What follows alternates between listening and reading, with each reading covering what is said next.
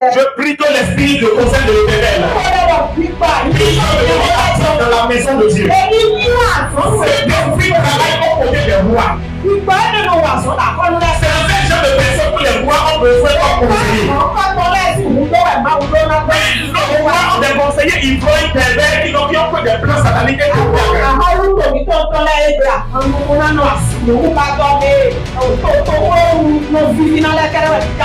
ils sont comme des conseillers. Parce que l'esprit de conseil dans la maison de Dieu manque. Travailler au côté de Dieu, au côté des rois, au nom de Dieu. Il va quelqu'un qui connaît les cœurs, le cœur et les plans de Dieu, s'établit au côté des rois. Bien, ça va influencer la nation et les nations.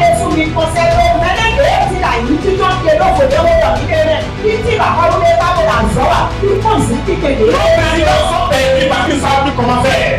Les conseillers ne savent pas quelle décision quoi conseiller au président. Mais c'est le vrai esprit de conseil. Ils se sont enfermés dans des temps en train de prier seulement. En train de chercher que les démons de guérison sont là. Pendant que les nations sont en train de mourir. Pendant que les nations sont en train de prendre des décisions pour l'Église et pour Dieu. Alors nous sommes en train de parler du Saint-Esprit, son onction et ses 7 manifestations. Aujourd'hui nous allons parler de l'esprit de conseil. Ok, je crois que notre texte de base était dans Isaïe. Isaïe verset 11. On va parler du verset 2. Qui dit l'esprit de l'Éternel reposera sur lui. Esprit de sagesse et d'intelligence. Esprit de conseil et de force. Esprit de connaissance et de crainte de l'Éternel. Il respirera la crainte de l'Éternel. Ok, donc nous allons lire dans Jérémie. Jérémie 23. Verset 18. Qui a assisté au conseil de l'Éternel pour voir et écouter sa parole. C'est quoi un conseil? Le conseil veut dire assemblée, réunion. Un cercle d'amis ou un cercle de famille. Donc le conseil est un organe décisionnel. Quand on dit par exemple le conseil des ministres, le conseil municipal. Quand on dit conseil municipal, c'est-à-dire c'est une réunion qui réunit une certaine catégorie de personnes pour réfléchir autour d'un sujet et prendre des décisions pour le bon fonctionnement du territoire qui leur a été échu. Donc le conseil est un organe décisionnel. Quand nous disons conseil de Dieu, c'est un conseil d'un organe décisionnel constitué de Dieu lui-même et d'une assemblée de ses leaders surnaturels qui entourent le trône dans son palais. Et c'est ce trône-là que Esaïe a vu tout à l'heure, a décrit. Il a vu le Seigneur lui-même assis sur son trône. Et il a vu quelque chose d'être surnaturel. Ça, c'est le palais. C'est le lieu par excellence des grandes réunions célestes. C'est le lieu par excellence où se tient le conseil divin. Donc nous avons dit que dans le conseil de Dieu, il y a certains êtres surnaturels, certains êtres du type divin. Nous avons par exemple les 24 vieillards, les 4 êtres vivants. Je crois qu'on avait parlé de ça le jour où on parlait du trône. Vous vous rappelez, le jour où on a parlé des choses que Jean avait vues, ou bien et qui avait vu Jean avait vu autour du trône. Jean avait vu certains êtres devant le trône, dans le trône et autour du trône. Les 24 vieillards, les 4 êtres vivants et bien d'autres êtres spirituels. Donc quand on parle de conseil, c'est de ça qu'il est question. Mais dans la Bible, il y a 3 termes qui sont utilisés pour désigner le mot conseil. Pour décrire les différents types de rassemblements qu'il y a souvent. Parce que si vous ne comprenez pas quand on parle de conseil, de quoi on parle, ça sera difficile de parler de quand on parle de l'esprit de conseil. Il y a d'autres personnes qui ont écrit sur le même thème, les 7 esprits de Dieu, qui ont parlé de conseil comme quelqu'un l'a dit tout à l'heure.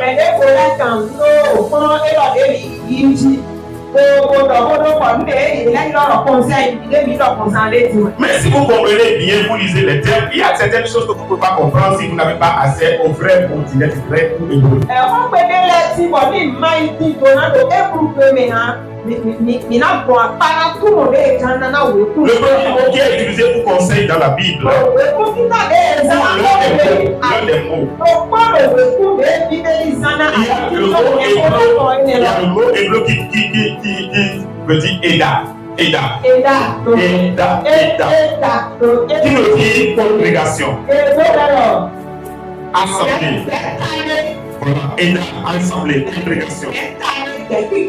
Ou compagnie. Ok. Le deuxième mot que vous allez trouver, c'est kahal.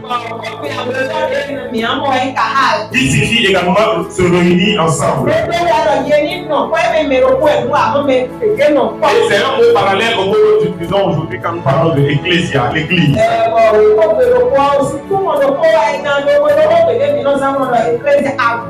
Il y a aussi le mot corde, c'est-à-dire C-O-W-D.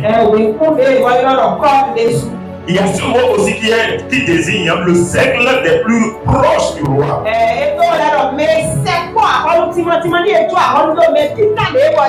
Ce sont des amis les plus proches et ses conseillers qui connaissent sa pensée et qui discutent de ses plans, c'est-à-dire du roi.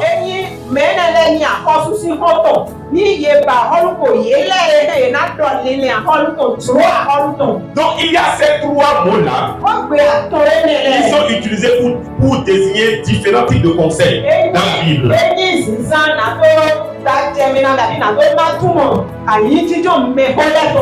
Nous allons voir quelques exemples dans la Bible. Ils sont Somme 82 verset 1. Et nous allons voir là par exemple le mot qui a été utilisé pour désigner conseil. Somme 82 verset 1. Somme 82 verset 1. Ok. Dieu se tient au milieu de l'assemblée de Dieu. Et il va voir. Il juge au milieu des Élohim. C'est le terme qui est utilisé pour assembler là. C'est le Eda. Qui veut dire assemblée. Qui veut dire la grande, il juge au milieu des dieux. Qui sont ces dieux-là? C'est qui sont ces dieux-là? Ils jugent au milieu des Elohim. Qui sont au milieu des dieux. Donc le terme qui est utilisé, on dit Dieu fait quoi? Il tient dans le conseil. Dans l'assemblée, dans l'État des dieux, et il juge. Voilà, donc c'est le terme État qui est utilisé là. Et c'est le mot conseil également. Vous allez voir dans d'autres traductions, c'est le mot conseil qui est utilisé. Et on a déjà dit que le conseil veut dire assemblée, congrégation, réunion. Lisons Psaume 89, verset 6 également. Psaume 89, verset 6. Ouais. Oh l'Éternel, et ta fidélité dans l'assemblée des anciens. Ah, et ta fidélité dans l'assemblée, dans le conseil des anciens. Dans l'assemblée des saints. Le terme qui est utilisé là, c'est kahal. Qui sont les saints maintenant? Les saints là, c'est qui? C'est nous aujourd'hui. Et on dit quoi? Fidélité dans l'assemblée ou dans le conseil des saints. Dans l'assemblée, dans le conseil, dans le des saints. Lisons le verset 8 maintenant. Dieu est terrible dans la grande assemblée des saints. Ah, Dieu est terrible dans la grande assemblée des saints. Donc terrible, ça veut dire extrêmement craint. Extrêmement craint. Voilà, il inspire la crainte.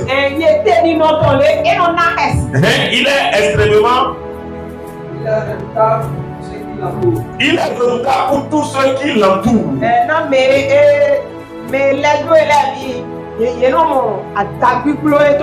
Il est craint dans le conseil secret des saints.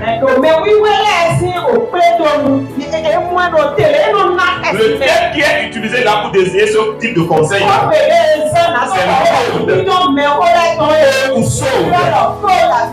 c'est cela qui est utilisé. Donc vous voyez, on dit quoi? Dans quoi? De ceux qui l'ont. Ça veut dire qu'il y a des personnes qui l'entourent. Donc c'est important, frères et sœurs, de comprendre. Lisons maintenant Job 1, le verset 6. Job 1, le verset 6. Les fils de Dieu viennent un jour se présenter devant l'Éternel.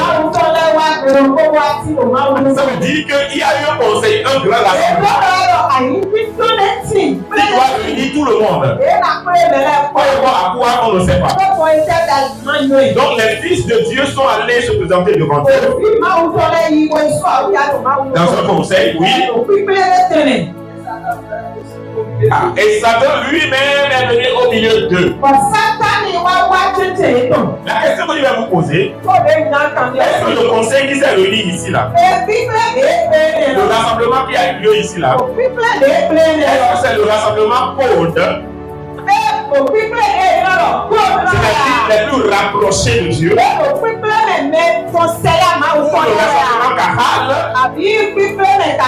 Ou le rassemblement Eda. C'est que ce qui est sûr, nous savons que ce n'est pas le rassemblement code. N'est-ce pas?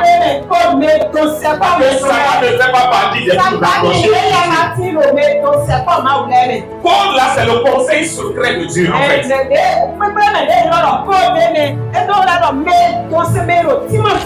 Mais Dieu va poser une question à Job. Puisque là où Satan est allé là, c'était Job qui devrait aller là-bas. Donc Satan était allé remplacer Job là-bas. Maintenant, lisons Job 15 verset 8. Job 15 verset 8. La question que Dieu va poser à Job.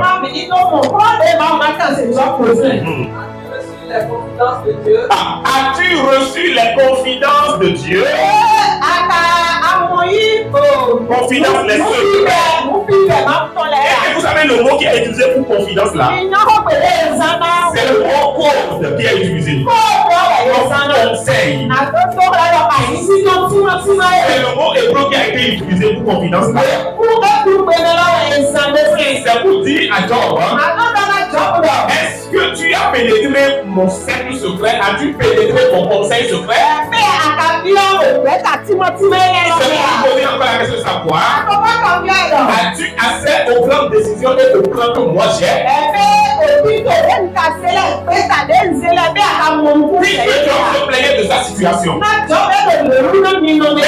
Job ne savait pas, Ce n'est pas la décision qui a été prise au conseil secret de Dieu.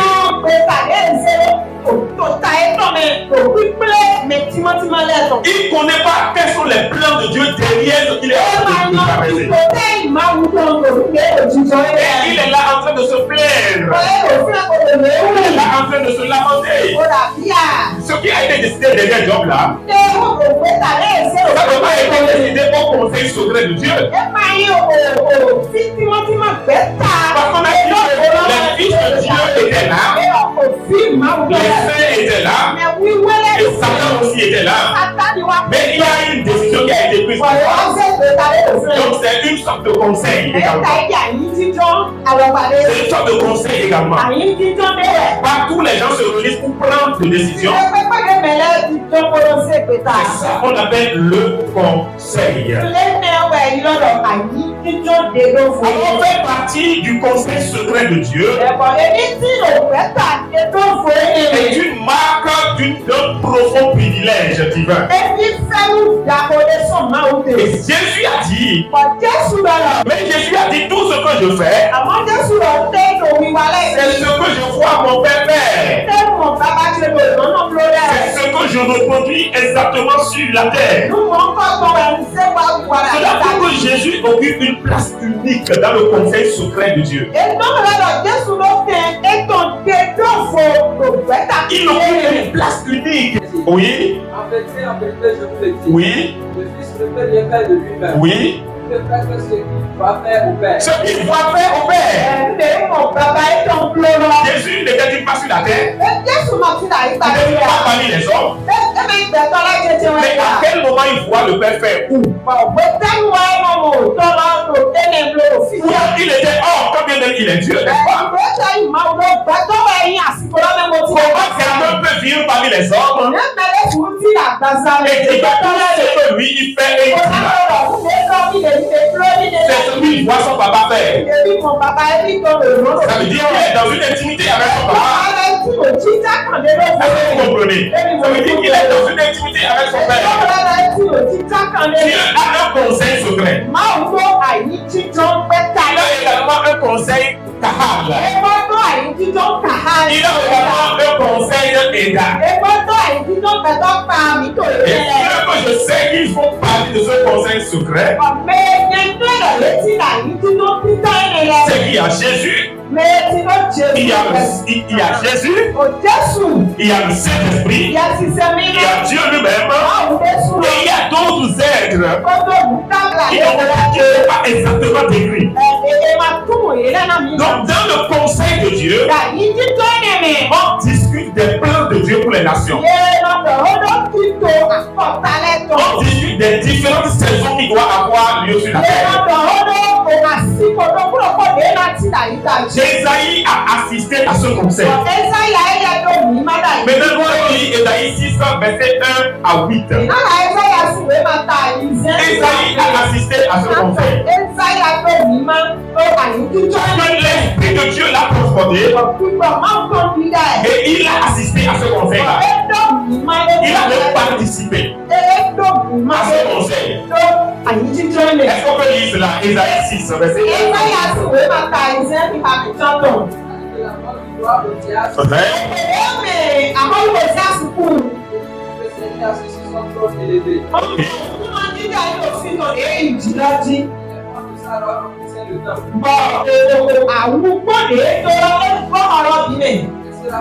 Là au-dessus de lui.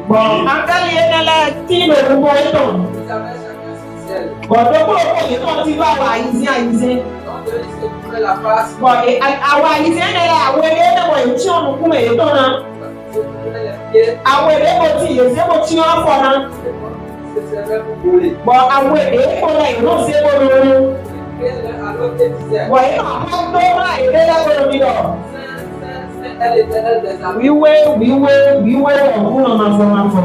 La terre est pleine de sa gloire.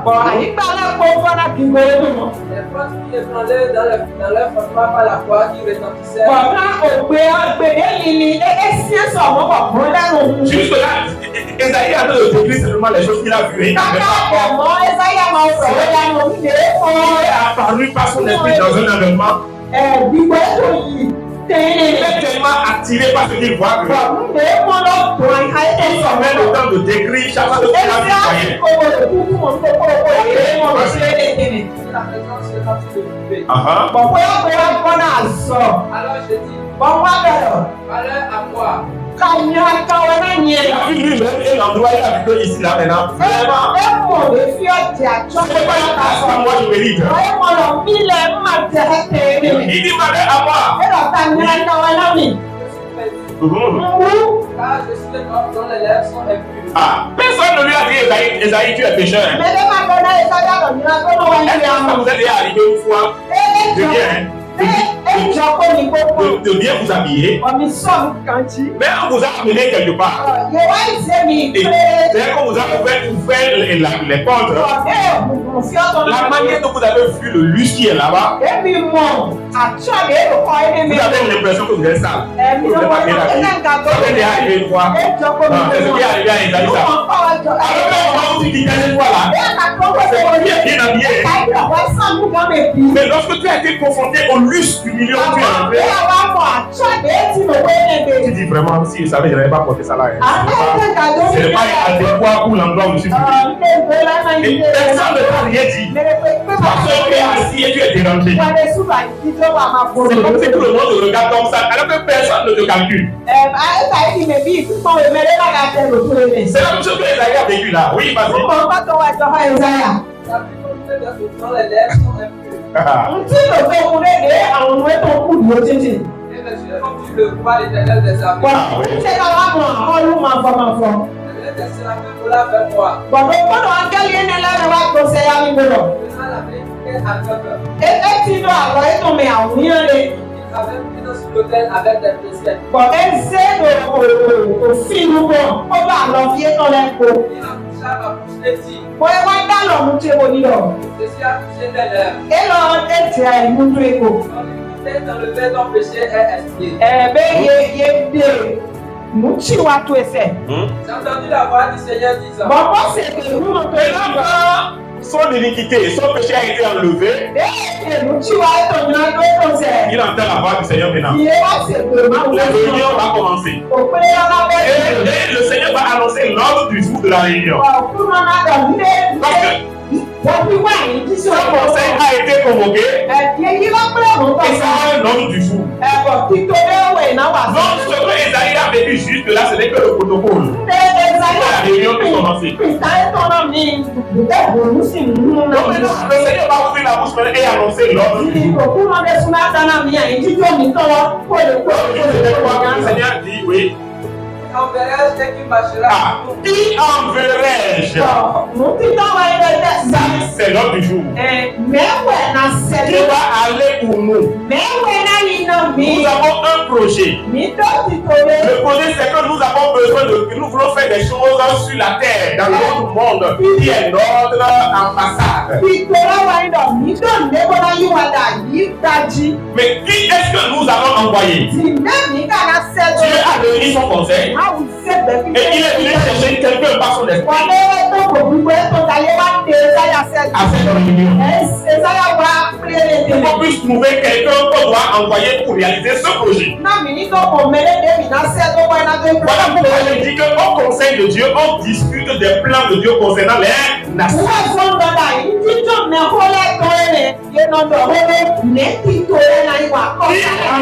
Qui ira pour nous? Et il répondit, me voici, envoie-moi. Ça veut dire qu'il a même participé à cette réunion. Mais en réalité, qui parlait là? C'est Esaïe en réalité. C'était Jésus lui-même qui parlait là. Esaïe parlait pour son époque. Et Jésus parlait au travers de lui pour le plan global de la nation. Vous allez aller le verset 8. Voilà. Donc vous voyez là, le conseil s'est tenu et Esaïe a eu la grâce de participer à ce conseil. Et je voudrais donner que ce qui s'est passé ici, ce qui s'est passé sur la terre. Ça s'est passé au ciel. Et c'est Dieu lui-même qui a fait voir et entendre Cette fois à Esaïe. Ensuite, il va lui dire, va maintenant. Et fais ceci et fais cela. Donc, c'est dans le ciel que le conseil a été. Pour régler un problème sur la terre. Pour prendre une décision. Même Abraham a participé aussi au conseil de Dieu, mais en différé sur la terre. Moi, j'ai appelé ça conseil délégué sur la terre. C'est-à-dire la décision a été déjà prise au ciel. Il y a déjà eu un conseil. Dieu s'est déjà réuni avec son conseil suprême. Et il a pris la décision de détruire Sodome et Gomorrhe. Et au cours de ce conseil, il y a quelqu'un qui a dit le projet est déjà arrêté. Ça va arriver. Mais nous demandons Abraham qui nous représente sur la terre soit impliqué, soit informé de ce projet. Il soit informé de ce projet. Et nous dit d'accord. Avant d'aller accomplir le plan, nous irons tenir une réunion avec Abraham sur la terre. Pour l'impliquer à cela. Dieu ne fait pas son conseil avec tout le monde. Si Dieu t'introduit dans un de ses conseils, je prie aujourd'hui, l'esprit du conseil de l'Éternel, ça protège ta vie au nom de l'esprit. L'esprit de conseil qui veut se voir, c'est le fait de t'associer aux décisions et à l'accomplissement des plans divins sur la terre. C'est qu'il n'y a rien que Dieu puisse faire sur la terre sans t'associer. Et même il va prendre ton avis. Comme il a fait Abraham ici. Quand la décision a été arrêtée au ciel, Dieu le Père, le Fils et le Saint-Esprit ont pris le corps d'un homme. Et la Bible dit que 3 hommes ont rendu visite à Abraham. Abraham a reçu la visite de 3 hommes. Il ne les connaît pas, mais il les a reçus. C'est le mystère qui est rattaché à ceux qui savent accueillir les gens. Donc vous apprenez à ouvrir votre porte de votre maison aux gens. Je vous assure que vous allez accueillir les gens de ce moment. Pourquoi Dieu nous demande de ne pas être des enfants et des filles? Et qui attendent que ça les suffise d'abord avant de penser à eux. La vérité, ça ne te suffira jamais. Abraham ne connaissait pas ces 3 femmes. Ils sont venus chez lui simplement, mais il les a reçus. Il les a préparés à manger. Et quand ils ont fini de manger, ils ont pris leur chemin. Sur la route maintenant, le chef de l'équipe a dit tâchonnez à Abraham ce que nous voulons faire. Et ils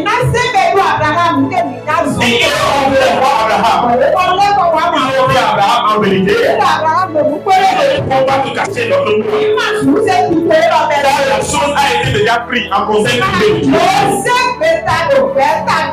sommes en train d'aller détruire Sodome et Gomorrhe. Mais on a voulu t'informer parce qu'on ne peut pas faire ça sans t'informer. Et la réunion a commencé. Et Abraham commence par négocier. Et que la négociation de Abraham est passée ou pas?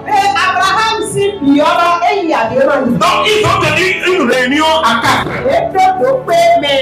Abraham et les 3 visiteurs. Et ils ont pris des décisions. Ce qui a été arrêté au ciel, c'est le début de Sodome et Gomorrhe. Mais comment ça va être fait? Ça a été décidé avec qui? sur la terre. Ça veut dire que nous ne sommes pas les premiers sur la terre. Et il y a des gens parmi nous sur qui Dieu a mis son esprit. Il veut te traîner régulièrement dans le conseil de Dieu. Je ne parle pas d'un prophète. Je ne parle pas des prophètes. Je ne parle pas de cela. Donc, les décisions du conseil de Dieu sont des décisions irrévocables. On ne dit pas sur ça. Maintenant, c'est quoi la différence entre celui qui a l'esprit du conseil de Dieu et le prophète? Parce que ce n'est pas la même chose. Un prophète peut avoir accès au conseil de Dieu. Il peut avoir accès, mais ce n'est pas obligatoirement. Le prophète, c'est celui qui a accès aux décisions prises par le conseil.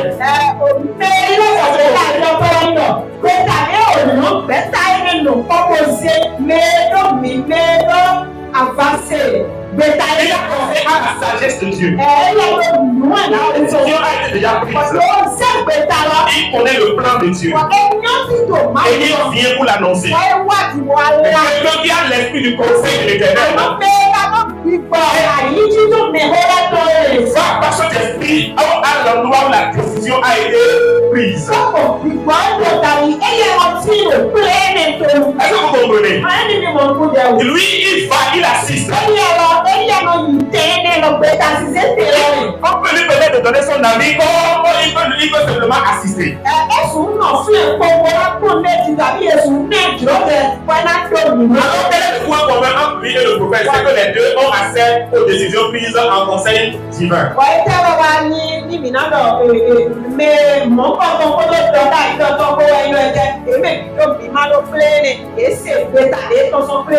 Sauf que le prophète ne va pas obligatoirement au conseil. Le conseil, c'est-à-dire le point commun, les deux ont accès aux solutions, aux décisions. Mais le prophète n'est pas forcément ce qui est allé.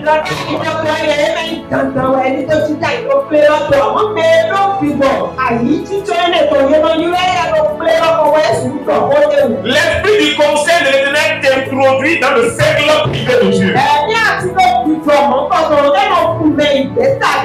Exactement comme Esaïe a été pris. Il a assisté au conseil. Il a même participé au conseil. L'esprit de conseil de l'Éternel te prend et il t'introduit dans la société. Vous allez souvent entendre dire dans la Bible qu'un moment, la chose a été arrêtée de la part de Dieu. Le temps convenable. Le temps marqué. C'est quelque part où le temps a été marqué. C'est à un conseil. C'est à un conseil que la décision a été arrêtée. C'est parce que la décision a été prise au conseil de Dieu. C'est là où les décisions, les arrêtés, les décrets divins sont pris. Vous savez bien que les choses visibles ont leur origine des choses invisibles.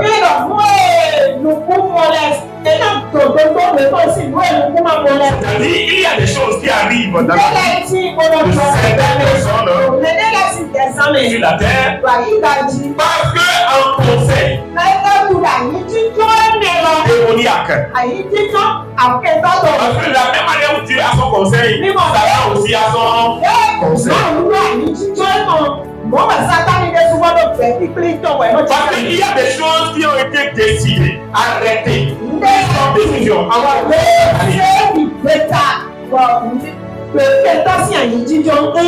Dans ce conseil, exactement comme le cas de Job, qui était absent le jour-là. Donc lui-même qui était absent. Mais un conseil avait été fait. L'esprit du conseil introduit ton esprit dans le conseil secret. des dieux ou des gens. Ou des gens. Disons 2 Rois 6, verset 8 à 12. On va voir une image là-bas. 2 Rois 6, verset 8.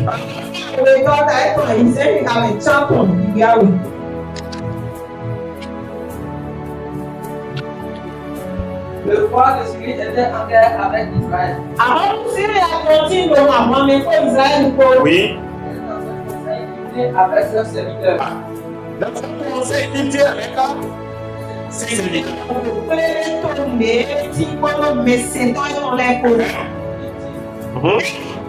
Quand cela dans un tel lieu, l'homme de Dieu dit au roi d'Israël, a le droit de passer dans ce lieu. Car les Syriens y descendent. Et le roi d'Israël envoya des gens pour s'y tenir en observation. Le lieu qui avait mentionné et signalé l'homme de Dieu.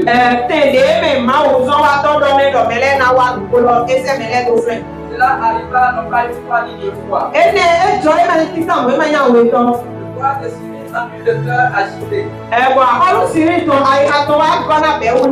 Il appela ses serviteurs et les dit, pas me déclarer lequel de vous est pour le roi d'Israël.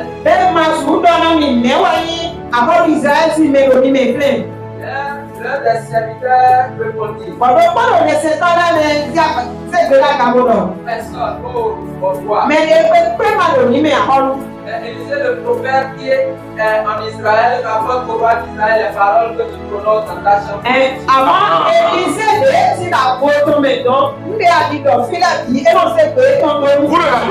On dit que le roi de Syrie a organisé un conseil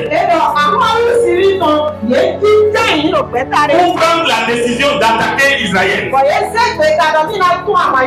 Et ils ont dit, voilà de quelle manière nous allons attaquer. Donc, pendant qu'ils étaient dans leur pays, dans leur palais, en train de discuter de comment ça va se passer, il y a un autre qui était présent. Il y a un autre auditeur invisible qui était présent. À ce conseil-là, il était là assis tout peinard. Il a suivi la réunion du début jusqu'à la fin. Et il est venu dire au roi d'Israël, tel peuple viendra t'attaquer tel jour à tel endroit.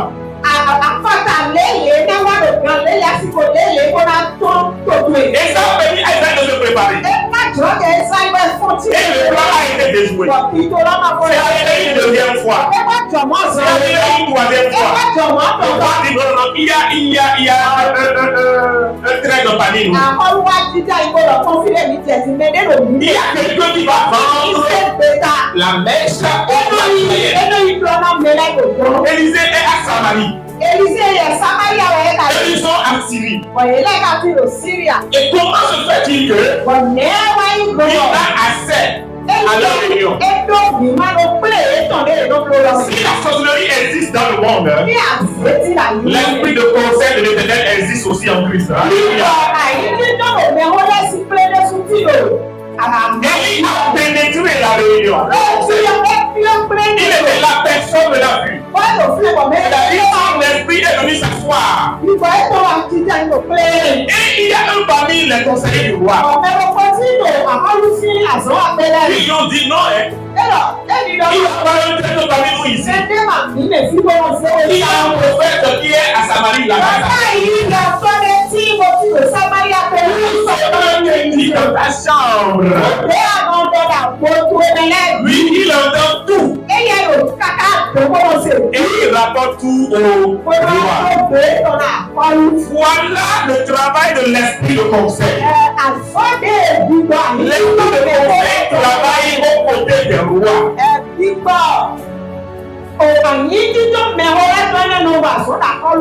Ceux qui ont l'esprit de conseil connaissent les pensées de Dieu par rapport à chaque chose.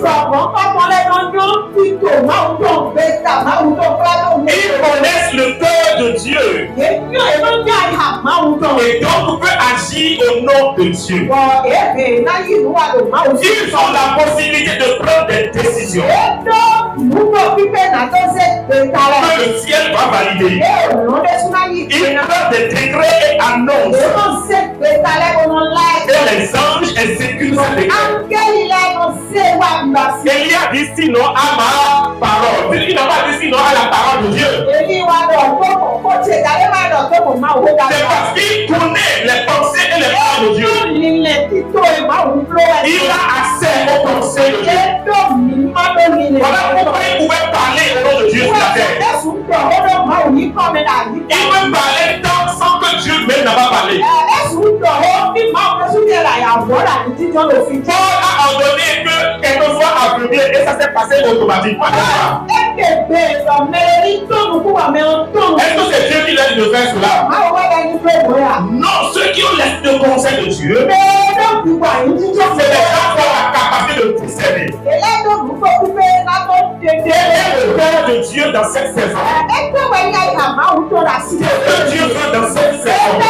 Eux, ils sont des fils des prophètes, n'est-ce pas? Mais la différence entre eux et les prophètes, c'est quoi? Il y a certains prophètes et quand ils dorment, Dieu vient leur parler. C'est quand ils sont en train de faire ministère que Dieu vient leur parler. Mais ce dont nous parlons ici, ils connaissent les plans de Dieu. Ils sont établis, ils sont pas nombreux.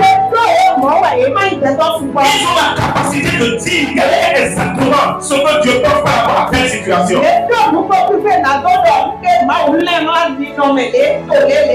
ont la capacité d'influencer même les décisions du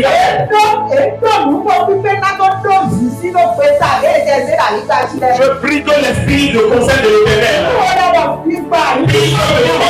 dans la maison de Dieu. C'est l'esprit travaille aux côtés des rois. C'est le même genre de personnes que les rois ont besoin comme conseillers. Mais nos rois ont des conseillers ivrognes, pervers, qui n'ont que des plans sataniques et de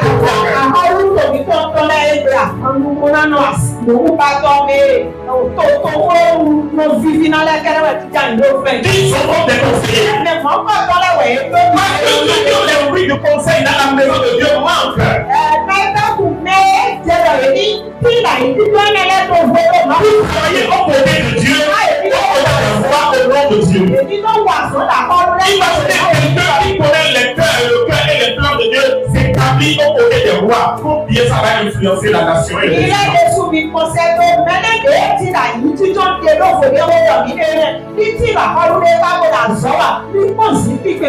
présidents sont perdus parce qu'ils ne savent plus comment faire. Les conseillers ne savent pas quelle décision quoi conseiller au président. Mais ceux qui ont le vrai esprit de conseil, ils sont enfermés dans des temps de prier en seulement. En train de chercher que les démons de guérison sont là. Pendant que les nations sont en train de mourir. Pendant que les nations sont en train de prendre des décisions contre l'Église et contre Dieu. Versons les têtes des priants. Dis Seigneur, active l'esprit de conseil dans ton église. Nous avons besoin de l'esprit de conseil de l'Éternel. L'esprit qui connaît le cœur, les plans de Dieu, les décisions de Dieu. L'église a besoin de cela. Ça fait partie des choses pour lesquelles nous devons prier. Ne pas prier seulement pour avoir l'onction de chasser les démons de guérison. Si le combat, les nations seront gérées. Comment les nations vont marcher dans le plan de Dieu. Dieu a un plan pour chaque nation. Mais comment ces nations seront s'il n'y a pas de personnes qui connaissent ce plan de Dieu? Que Dieu nous bénisse. Dimanche prochain, on va parler de l'esprit de force de l'Éternel.